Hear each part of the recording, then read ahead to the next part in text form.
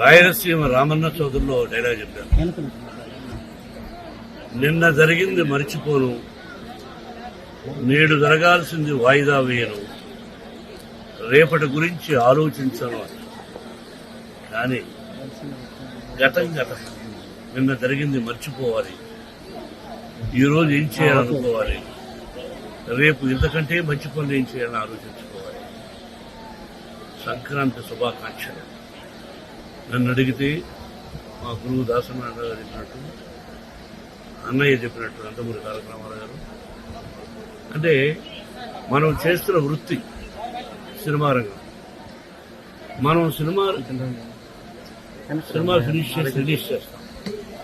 మన cinema hit అయితేనే మనకు నిజమైన పండుగ, ఎందుకంటే చేస్తున్న ప్రొఫెషన్. అలాగే ఇక్కడ సంక్రాంతి అంటే రైతు భారతదేశానికి వెన్నెముక. రైతు బాగుంటేనే మన అందరం బాగుంటుంది. ఇంతకుముందు స్టూడెంట్స్ అక్కడ సెలబ్రేట్ చేస్తూ ఒక దోశని వడ్ల గింజలు ఇచ్చారు. ఆ దోశలు వడ్ల గింజలు దంచితే ఎంత బియ్యం అవుతుంది. అది దోశ ఇట్టుంది, ఒక పిడికడ అవుతుంది, అర పిడికడ అవుతుంది. అది ఒక మనిషిని బ్రతికిస్తుంది. దాని వెనకాల రైతు కష్టం ఒక్కసారి పేపర్ మీద వేసుకుంటే గంట చెప్పండి, నిజమైన పంట బాగా జల్లు లేకుండా, సత్తు లేకుండా కట్టిస్తూ ఉంటుంది. కాబట్టి రైతు భారతదేశానికి వెన్నెముక. ఇది మనందరికీ పండుగ, సంక్రాంతి పండుగ.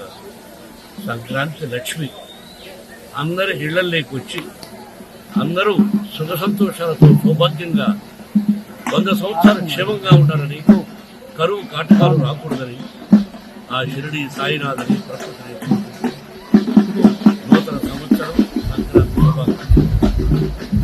సబ్స్క్రైబ్ చేయండి. Please do subscribe to Please like, share and subscribe to top Telugu TV. Top Telugu TV. Top Telugu TV.